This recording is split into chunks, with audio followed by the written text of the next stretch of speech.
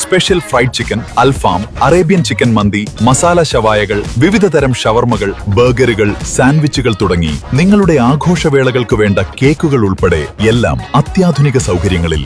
Indian bakes, opposite police station, Manjeri road, Wandoor. മാധ്യമപ്രവർത്തകർക്ക് സ്വതന്ത്രമായി പ്രവർത്തിക്കാനുള്ള സാഹചര്യം സൃഷ്ടിക്കാൻ സർക്കാർ മുന്നോട്ട് വരണമെന്ന് Kerala journalist union silver jubilee സമ്മേളനം ആവശ്യപ്പെട്ടു. പാലക്കാട് ഗസാല ഓഡിറ്റോറിയത്തിൽ നടന്ന സമ്മേളനം VK ശ്രീകണ്ഠൻ MP ഉദ്ഘാടനം ചെയ്തു.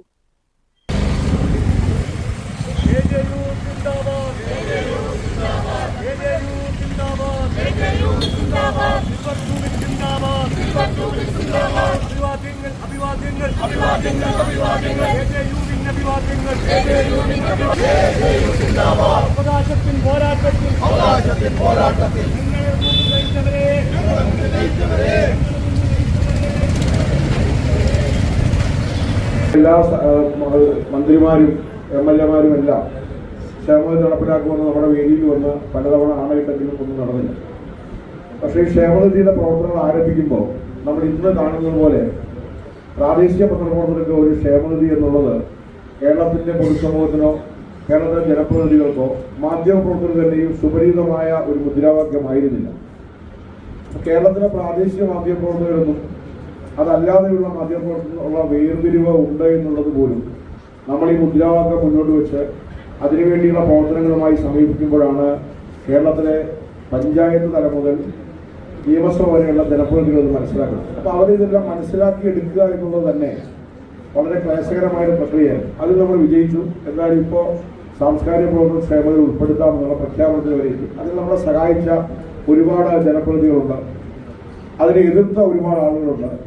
2021 സാംസ്കാരിക പ്രവർത്തന ക്ഷേമത്തിൽ നമ്മൾ ഉൾപ്പെടുത്തണമെന്ന KJUവിൻ്റെ മാത്രം നിവേദനത്തിന്റെ അടിസ്ഥാനത്തിൽ നടപ്പിലാക്കിയ തീരുമാനത്തെ ഭരണകൂടം എപ്പോഴും ഭരണാധികാരികൾ എപ്പോഴും അതിന് നടപ്പിലാക്കാം എന്ന് പറയുമ്പോഴും എവിടെയെങ്കിലോ ഭരണത്തിന്റെ ഇടപെടലുകളിൽ അത് തടയപ്പെട്ടു എന്നുള്ളത് വാസ്തവം. അതിൽ നിർഭാഗ്യകരമായ കാര്യം ഒരു ഇടതുപക്ഷ ഗവൺമെന്റ് ആ നിലപാടിനോട് കാണിക്കേണ്ട ആർജവത്വം കാണിക്കാൻ കഴിഞ്ഞ സർക്കാരിന് കഴിയാതെ പോയി എന്നുള്ളതും ആ സർക്കാരിന്റെ വളരെ മെച്ചങ്ങളിൽ ഒപ്പം തന്നെ പ്രധാനപ്പെട്ട ഒരു പോരായ്മയുമാണ്. അപ്പോൾ അത് ഇനിയും നമുക്ക് ആ കാര്യവുമായി ആ മുദ്രാവാക്യവുമായി മുന്നോട്ട് പോകേണ്ടതുണ്ട്. പുതിയ സർക്കാർ അക്കാര്യത്തിൽ വളരെ അനുഭാവപൂർണമായ നടപടികൾ സ്വീകരിക്കുമെന്ന് നമുക്ക് പ്രത്യാശിക്കാം. പിന്നെ ക്ഷേമനിധി എന്നൊരു മുദ്രാവാക്യം ഊന്നിയാണ് നമ്മൾ പ്രവർത്തനം ആരംഭിച്ചതെങ്കിലും പ്രാദേശിക മാധ്യമ പ്രവർത്തകരുടെ ക്ഷേമനിധി അംഗീകരിക്കാൻ കഴിഞ്ഞ കാല സർക്കാർ തയ്യാറാകാത്തത് വലിയ പോരായ്മയാണെന്ന് KJU സംസ്ഥാന പ്രസിഡന്റ് അനിൽ ബിശ്വാസ് പറഞ്ഞു. ഒരു വർഷം നീണ്ടുനിന്ന സിൽവർ ജൂബിലി പ്രവർത്തനങ്ങളുടെ സമാപനമായാണ് സമ്മേളനം നടത്തിയത്. സമ്മേളനത്തിന്റെ ഭാഗമായി പാലക്കാട് ടൗണിൽ നടത്തിയ പ്രകടനത്തിന് KJU president Anil Biswas, secretary KC Smijan, treasurer EP Rajeev തുടങ്ങിയവർ നേതൃത്വം നൽകി. T ശിവദാസ് പതാക ഉയർത്തി.